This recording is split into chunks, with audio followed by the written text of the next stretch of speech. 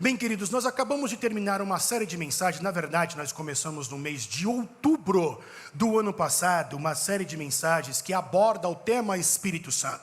Então, navegamos no universo infinito do conhecimento para tentar entender, tentar conhecer um pouquinho sobre a pessoa maravilhosa, prismática, singular, que é a pessoa do Espírito Santo. Terminamos semana passada, no domingo passado, desde outubro do ano passado, falando sobre o Espírito Santo. Agora, nós temos um outro propósito. Toda a virada de ano, mais ou menos no final de novembro para o começo de dezembro, pastor Márcio Valadão, nas reuniões que temos com os pastores, inclusive o pastor Márcio Valadão, antes dele ser jubilado, antes dele se aposentar, ele sempre passa para nós o direcionamento em temas do próximo ano. E o ano passado não foi diferente. Então, antes dele anunciar que ele não seria mais pastor da Lagoinha, ele deu um direcionamento a todos os pastores dizendo que o ano de 2023 seria o ano das portas abertas. Então, preferi eu terminar o assunto Espírito Santo para que nós viéssemos entrar no assunto que foi proposto a todas as lagoinhas no mundo, que é o tema chamado Portas Abertas. No primeiro ano nosso como Lagoinha, nós vivemos o ano do recomeço.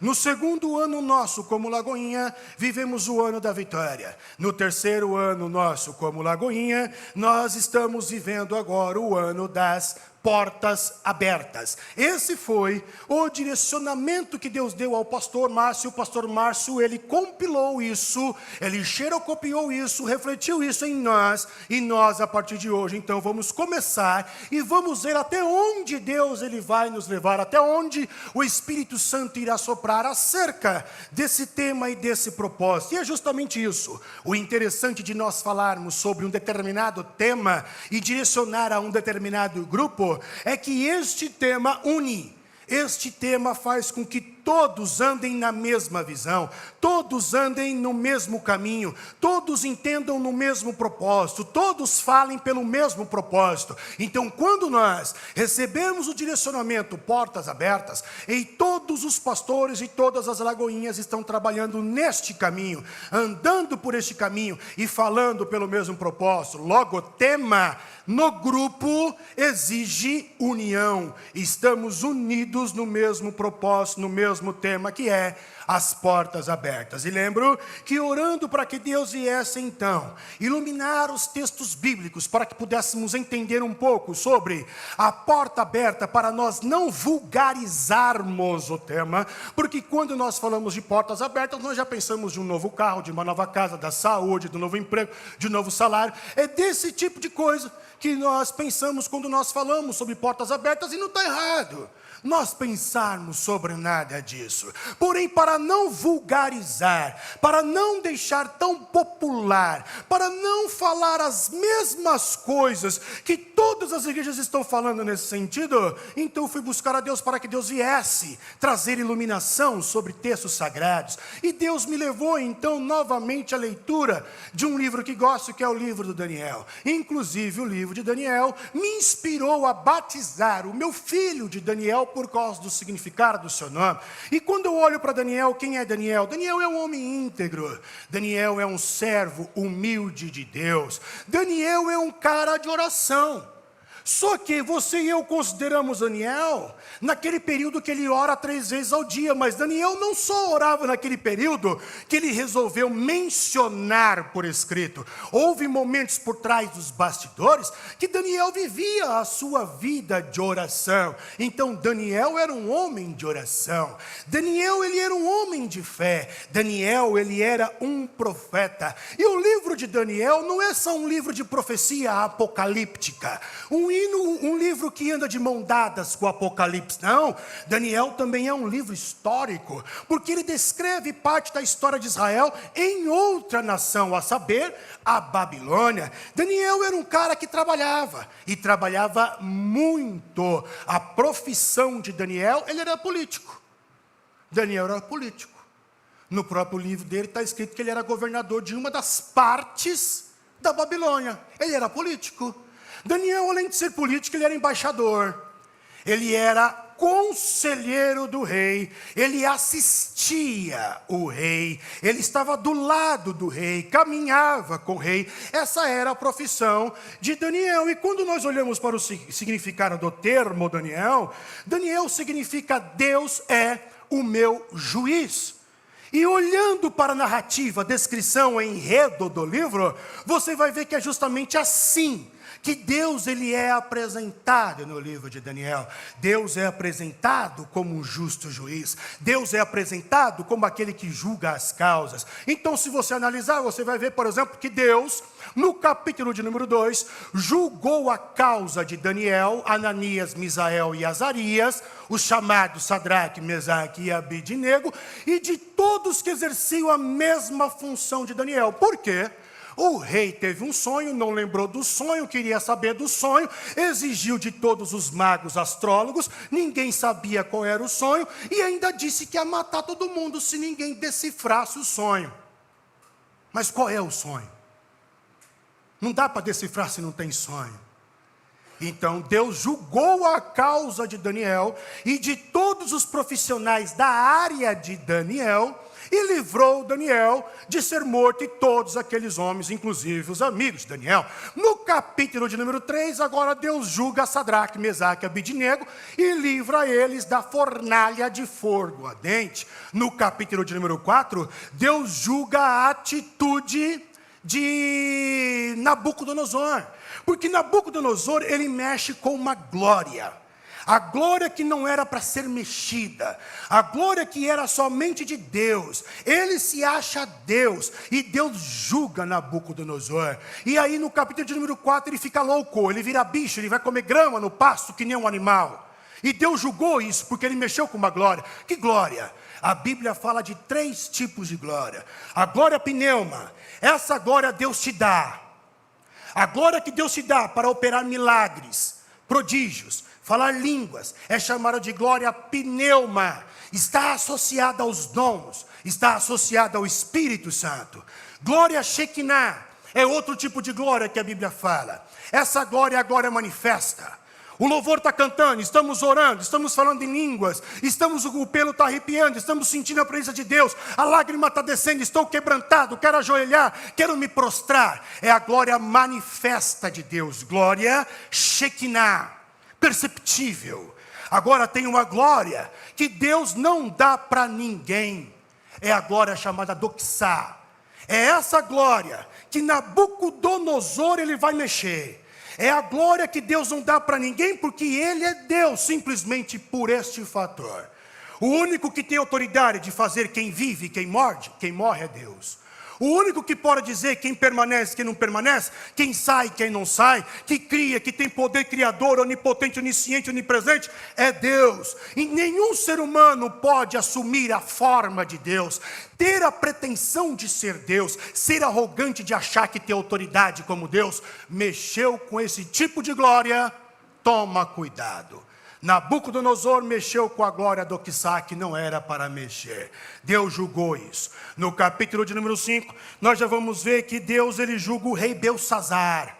No capítulo de número 5. E aí então Deus aparece e escreve na parede: Mene, Mene, Tekel, Parsim, teu reino está acabado.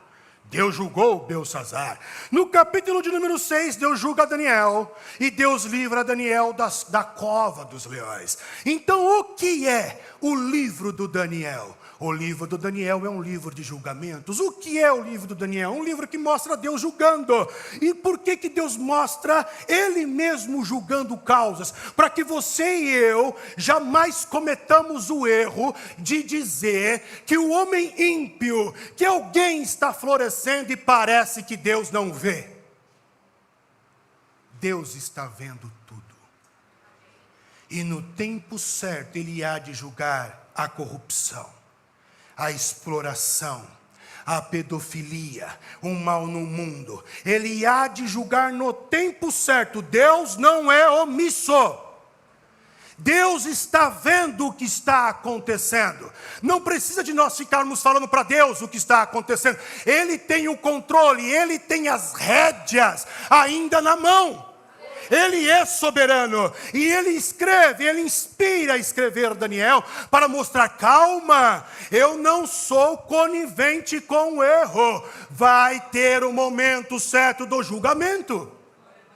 O livro de Daniel é isso. Porém, quando eu olho para Daniel, eu também olho e percebo que o livro de Daniel é um livro de portas abertas.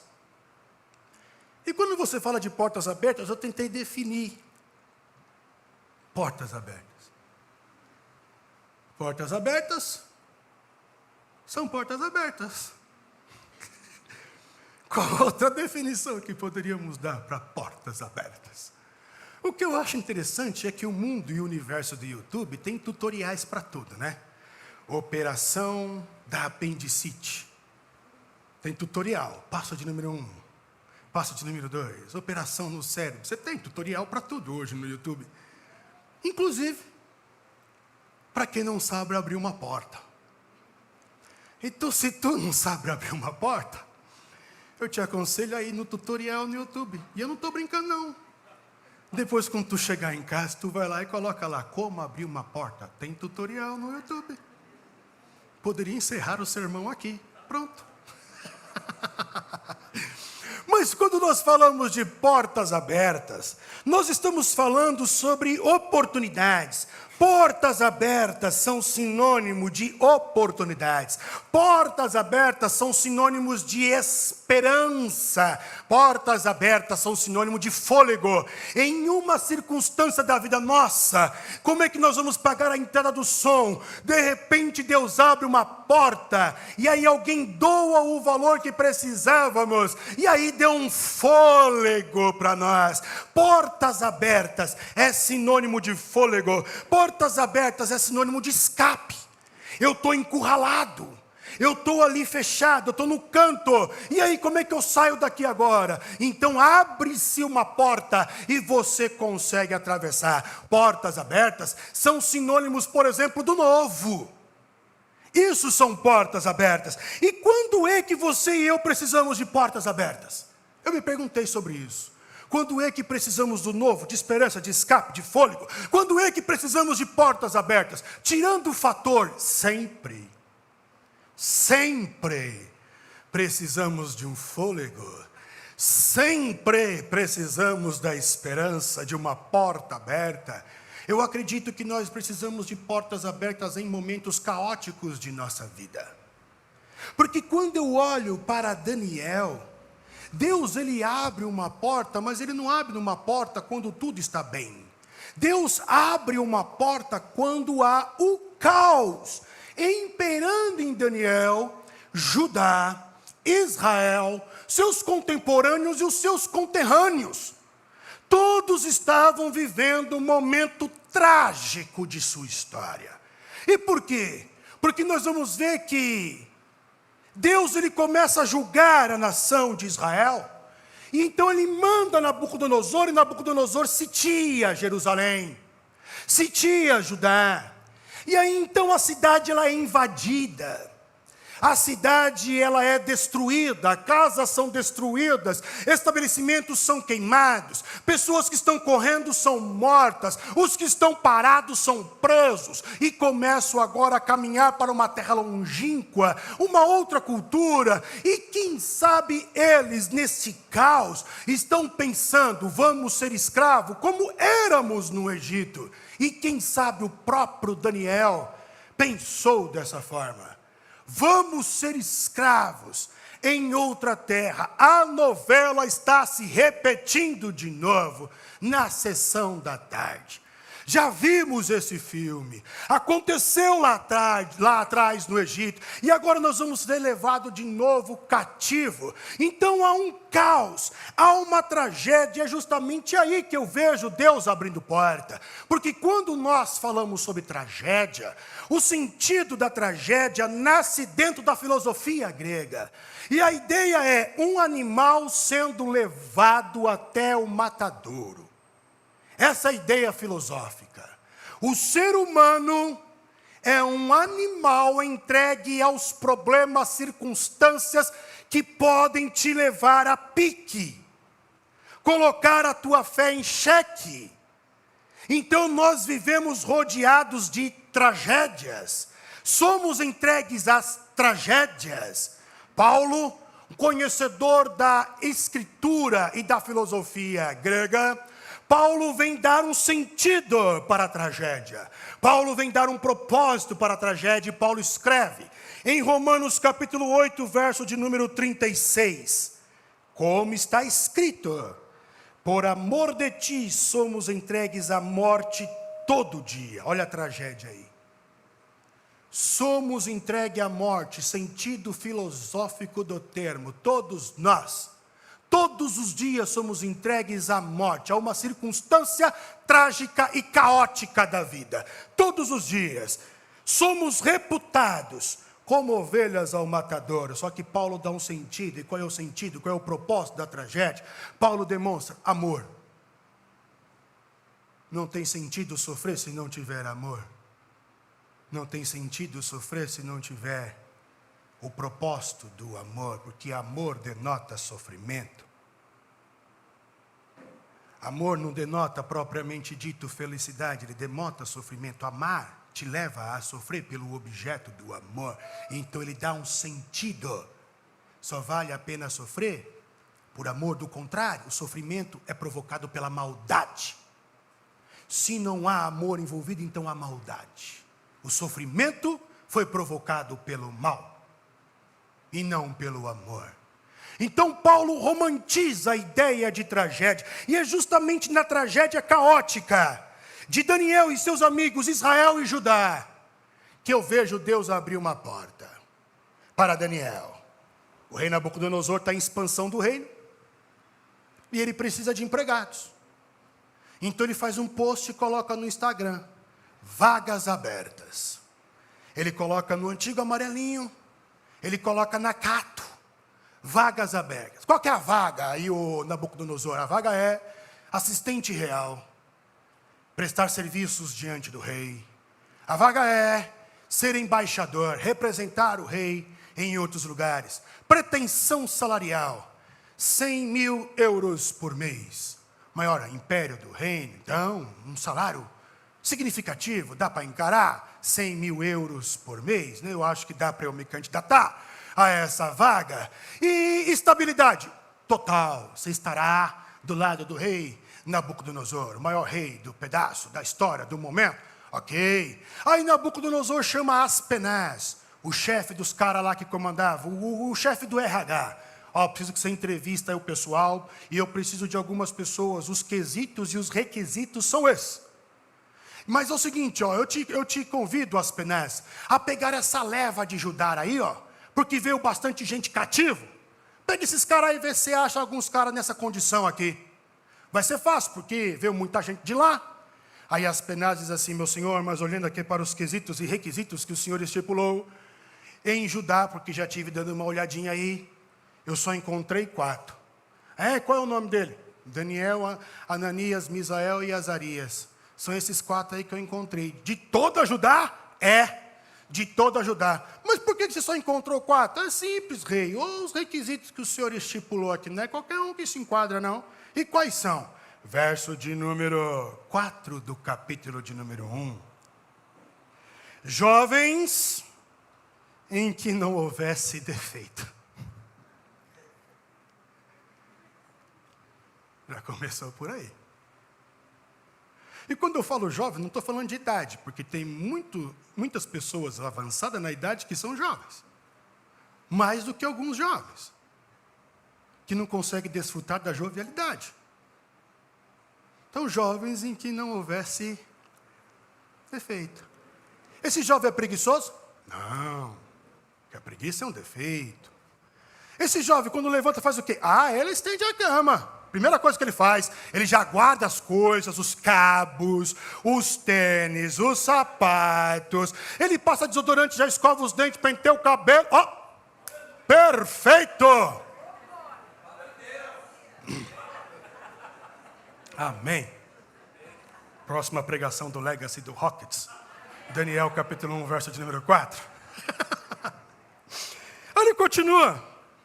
Jovens de boa aparência. Veja bem, irmãos, aqui Eu não estou falando necessariamente o que é belo, o que é feio, tá? Porque isso é relativo, não é isso que a Bíblia está querendo dizer. Mas é o cara não relaxado. Fomos convidados para uma festa de gala. Ah, é? É. E qual é o traje? Do que você vai? Eu vou de bermuda mesmo.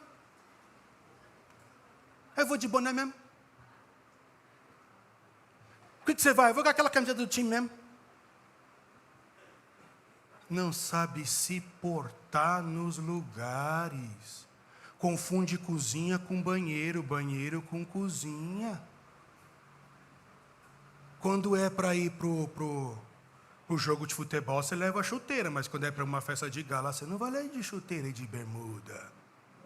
Está falando de relaxa, irmãos. Aprenda uma coisa, não confunda simplicidade com humildade. Não confunda humildade com relaxo. Não confunda simplicidade com relaxo, não confunda humildade com relaxo. Tem gente que acha que para ser humilde tem que andar relaxado. Não tem que cuidar do cabelo, não tem que escovar os dentes, não tem que passar uma roupa, não tem que se trocar, acha que tem que vir de qualquer jeito. Vai para uma entrevista de emprego de qualquer jeito. Não é assim. E aí então ele continua, de boa aparece. Aí isso aqui mata o peão, aí ele vai. Instruídos em sabedoria, doutos em ciência. Aí eu fico até imaginando Nabucodonosor parando, mas a gente trouxe lá de Judá, né? É tudo crente lá, né? E o crente vive de glória a Deus, aleluia, né? Então, coloque negrito aí, doutos em ciência, que eu não quero ninguém aqui louco de pedra, não. Não quero que esse negócio de glória a Deus, aleluia, não. É para ter conhecimento científico. Aí continua, porque tem gente que acha que ciência não é de Deus, que medicina não é de Deus. Eu vou orar que Deus vai me curar. Não, irmão. O médico, o remédio, a medicina é de Deus. Vai fazer um tratamento psicológico, psiquiátrico, vai tomar um remédio, vai no médico sim. Homens vão fazer exame de próstata. Vão fazer.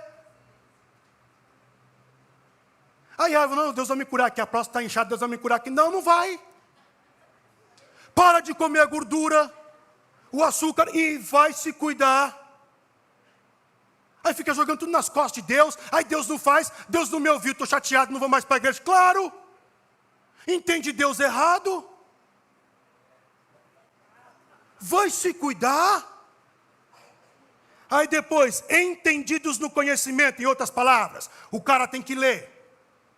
Mas eu não consigo pagar curso, faz gratuito. Quantas e quantas plataformas digitais têm cursos gratuitos? Corre atrás. Vai se gabaritar. Vai aprender. Aí depois, e que tivesse habilidade para assistir no palácio do rei, diz respeito à proatividade. O fio está bagunçado, vou colocar aqui para debaixo. Vou esperar o pastor falar, não. Eu sei que o pastor não gosta desse monte de cabelo aqui que parece cabelo no ralo do chuveiro, depois que lavou. Então eu vou colocar para debaixo. Proatividade. A cozinha não tem só a louça para lavar, tem a louça para secar, o fogão para lavar, a louça para guardar, o chão para varrer. Proatividade. Mas isso aqui também é interessante. Aí ele diz assim, e que lhes ensinasse as letras e a língua, ou seja, outro idioma. Tem que saber. Outro idioma. Deus abriu a porta. Aí Deus ficou olhando, vamos ver quem é que está preparado aí. Porque muitos querem ser lançados como flechas, como pregou Marco Túlio aqui, né? Vamos ver quem está preparado. Tem gente que só bota defeito. Aí você dá a oportunidade, começa a vazar, sumido do departamento, some, não dá mais notícia. Ele está vindo até você colocar ele para trabalhar. Depois você colocou ele para trabalhar, some. Cadê o irmão? Cadê a irmã? Que falou que ia ajudar? Sumiu. Você chama no WhatsApp, não responde. E assim vai. E aí? Deus abriu a porta. Vamos ver quem está preparado. Então, olhando para isso, eu aprendo alguns princípios. O primeiro princípio, irmão, que eu aprendo: Deus abre porta independentemente de circunstâncias. caos, tragédia. Deus sempre está abrindo porta. O que acontece é que você e eu não identificamos como porta aberta. Achamos algo natural, trivial, rotineiro, da vida, do cotidiano. Mas é Deus lhe dando mais uma oportunidade de crescer, de evoluir, de expandir, de se desenvolver, de aperfeiçoar a sua salvação. Só que entendemos que é trivial. Deus abre porta.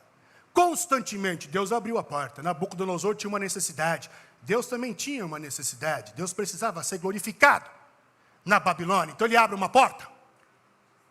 Só que quem é que está preparado? Segundo princípio que eu entendo, que as portas elas são abertas, mas não entramos porque não estamos preparados. Daniel, o que dá a entender é que ele já tinha todos esses requisitos antes da oportunidade ser aberta, da porta ser aberta. Ele já era tudo aquilo. Ele já falava outro idioma, já tinha conhecimento, já sabia ler, já sabia tudo que foi requisitado, ele já era. Ele só estava esperando uma oportunidade. Ele não conhecia o futuro. O que acontece numa cultura brasileira, o que acontece conosco é que esperamos primeiro a coisa acontecer, para depois nós nos prepararmos, e isso eu falo com dor no coração. E o que eu estou pregando, eu não estou pregando para tu somente não, eu prego para mim também. Porque o pastor Rodrigo recebeu um telefonema de um cara que é dono da maior agência de turismo que faz viagens para Israel no Brasil, me convidando para ser guia turístico. Eu ia viajar de 4 a 6 vezes para Israel na faixa, e ainda para outros países relacionados à Bíblia. Aí agora deu até inveja santa, né? Fui lá, convidei o cara. Eu já estava pensando na igreja, fazer preços promocionais para a caravana da Lagoinha São Miguel Paulista. Aí ele falou: pastor, a única coisa que eu preciso de você, porque tive boas recomendações de você, é que você fale inglês. Hã? The books are on the table. Eu vou chegar no aeroporto e falar The books are on the table. Eu vou chegar na comida no restaurante, The books are on the table. Eu poderia dar o jeitinho brasileiro e falar: opa, é comigo mesmo. Oxi, fluente, de boa. Eu poderia. Sim ou não? Poderia, eu sou brasileiro, jeitinho brasileiro, ó, rapidinho. Mas a minha identidade de Cristo não deixa. Aí ele falou: nós estamos aqui no período da pandemia, apertou um pouco, só que eu preciso de uma pessoa que seja o guia e que fale o inglês. Eu fui para Israel, os irmãos sabem. Só que eu fiquei na cola do meu filho mais velho, do meu irmão Gabriel e da minha irmã Rafaela, porque eles falam, eu não. Então eu fui por causa deles. Fui apertado neles, mas agora, sendo guia turístico, toda a responsabilidade do grupo era de quem? E aí eu não sabendo falar, eu falaria o quê? Eu ia chamar mamãe? O que eu ia fazer? Então eu falei para ele: não posso. E aí ele gostou tanto de mim que ele ainda falou assim: pastor, então eu vou colocar uma pessoa que fala inglês no teu grupo. Eu falei: não, irmão, porque aí você não vai cumprir o teu propósito de economia. Você vai estar gastando com 2. Deus abriu a porta. Aí eu entro no carro, olhei para o Espírito Santo olhou para mim e falou: negão. Ficou correndo atrás de algumas coisas na adolescência, né? Achou que nunca ia precisar disso, né, negão? Perdeu.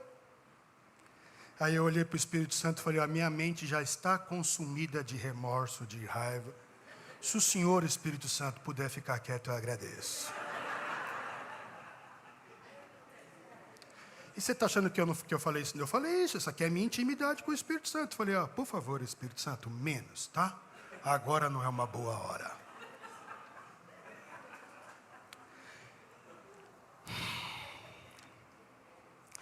Nós queremos um emprego melhor, mas não somos gratos pelo emprego atual. Reclamamos do emprego atual. Nós queremos um emprego melhor, mas nós estamos vivendo no mundo do conformismo, no sofá, na comodidade, não entregamos nenhum currículo para poder melhorar o meu orçamento, as minhas finanças ou coisa do tipo. Nós queremos um emprego melhor, mas nós não nos aperfeiçoamos nem naquilo pela qual eu já exerço como profissão. As coisas se modificam, se aperfeiçoam e eu não acompanho o aperfeiçoamento das coisas. Nós queremos um emprego melhor, só que às vezes estou desorientado, desfocado e dou tiro para todos os lados. O que vier, veio. Aí quando vem, não quero. Diferentemente de Daniel, que tinha propósitos e estava focado. Daniel capítulo 1, verso de número 8, diz assim: e Daniel propôs no seu coração não se contaminar com a porção das iguarias do rei, nem com o vinho que ele bebia. Portanto, pediu ao chefe dos eunucos que lhe permitisse não se contaminar. Grande pergunta: por que precisamos nos preparar? Resposta, verso de número 20 do capítulo de número 1. Em toda a matéria de sabedoria e de inteligência, sobre o que o rei lhes perguntou, os achou 10 vezes mais doutos do que todos os magos e astrólogos que havia em todo o seu reino. Presta atenção nisso. Por que precisamos nos preparar?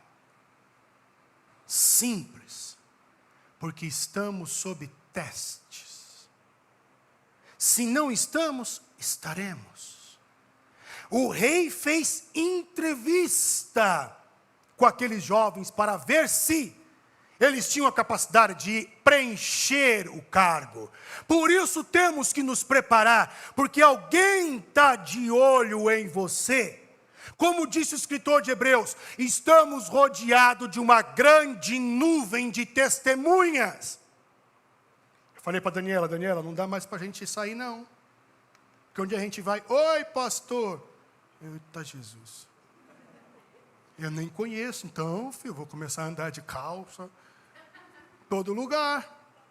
Entendeu? Porque não dá mais para disfarçar, você tem que tomar cuidado, aí você vai colocar uma bermuda, tá calor, alguém vai se escandalizar. Entendeu? Uma regata, tá calor, alguém vai se escandalizar, então tem que tomar cuidado. Nós estamos rodeados de uma grande nuvem de testemunha. Cuidado com o que você fala, para quem você fala, o teor do que você está falando. Não esqueça que assim como ele é teu amigo, tem outro que é amigo dele.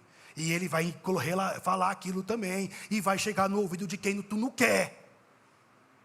Aí está feito a besteira. Então, cuidado. Então, nós estamos sobre olhos. Aí o camarada vai participar de uma entrevista. Aí o cara pergunta assim, o entrevistador: conceitue o termo X. Aí a pessoa: então, é bom. É bom? Não. Pode. Até eu provei, é bom. Mas veja bem, eu não estou pedindo a qualidade do produto. Eu estou pedindo para você conceituar o produto. Então, igual eu estava falando, é bom. Não está preparado? Não consegue abordar, falar, não está preparado. Nós estamos sobre testes, perdemos oportunidades, porque não sabemos aproveitar. Jesus é muito paciente conosco, eu louvo a Deus por isso. Porque Jesus chega no tanque de Betesda e fala: você quer ser curado? Ô Senhor, eu estou há 38 anos assim. Aí Jesus tenta de novo: você quer ser curado? Aí o cara fala: ninguém me joga na água lá. Aí Jesus de novo na paciência: tu quer ser curado? Senhor, sempre quando eu tento alguém pula na minha frente. Se fosse eu falei: irmão, fica aí. A gente perde a oportunidade. Da primeira vez que Jesus pergunta para mim, que sou um paralítico, se eu quero ser curado, eu vou falar: é óbvio. É óbvio. A gente perde a oportunidade por não estarmos preparados. Segundo, por que devemos nos preparar? Porque Deus trabalha em cooperação. Deus trabalha em cooperação. O que eu quero dizer? O rei precisava de alguém. Deus precisava ser glorificado na Babilônia. E Daniel precisava de uma porta aberta. Então Deus casa tudo. Daniel está preparado, Deus precisa ser glorificado, o rei precisa, colocou as pessoas certas lá. É tão verdadeiro isso que Daniel capítulo 2, verso 46 diz assim: então o rei Nabucodonosor caiu sobre a sua face, adorou a Daniel e ordenou que lhes oferecesse uma oblação e perfumes suaves. E respondeu o rei a Daniel e disse: certamente o vosso Deus é Deus dos deuses, e o Senhor dos reis e revelador de mistérios, pois pudeste revelar este mistério. Então o rei engrandeceu a Daniel, ou seja, a porta já estava aberta, o rei preencheu a vaga, Deus foi glorificado, mas não bastou Deus abrir só uma, Deus abre outra porta porque ele está preparado. O rei engrandeceu Daniel, subiu ele de posto, subiu ele de cargo, aumentou o salário, e lhe deu muitas grandes dádivas, e o pôs sob administrador, governador de toda a província da Babilônia, como também o fez chefe dos governadores sobre todos os sábios da Babilônia, e pediu Daniel ao rei, e constituiu ele sobre os negócios da província da Babilônia a Sadraque, Mesaque e Abidnego. Mas Daniel, ele permaneceu na porta do rei. Então, eu oro para que as portas, elas sejam abertas na tua vida em 2023. Mas eu oro para que você nunca confunda que porta aberta de Deus é sinônimo de mágica. Deus não é mágico, ilusionista. Eu oro para que você perceba Deus em tudo e tudo em Deus. Eu oro para que você coloque o reino de Deus dentro das fronteiras do reino de Deus, do mundo, coloque o mundo dentro das fronteiras do reino de Deus e entenda que tudo pertence a Deus. Não há um centímetro sequer que Deus não clame, é meu, é tudo dele. Eu oro para que você perceba que a porta que está surgindo na tua frente é uma porta que Deus está abrindo, que você entre, mas para você glorificar o nome do Senhor. Não é para status, não é para ganhar like, não é para ganhar seguidor, isso aí é secundário. Tudo isso aí vai acontecendo com o teu bom serviço. Mas onde Deus se colocar na porta que Ele abrir, é para você glorificar o nome do Senhor. Que Deus prospere você grandemente, mas tem mais uma coisa que eu oro. Oro para que você não se isente da sua responsabilidade. Qual é a tua porta para que Deus, Ele possa continuar, a tua ação para que Deus possa continuar abrindo as portas. Deus os abençoe.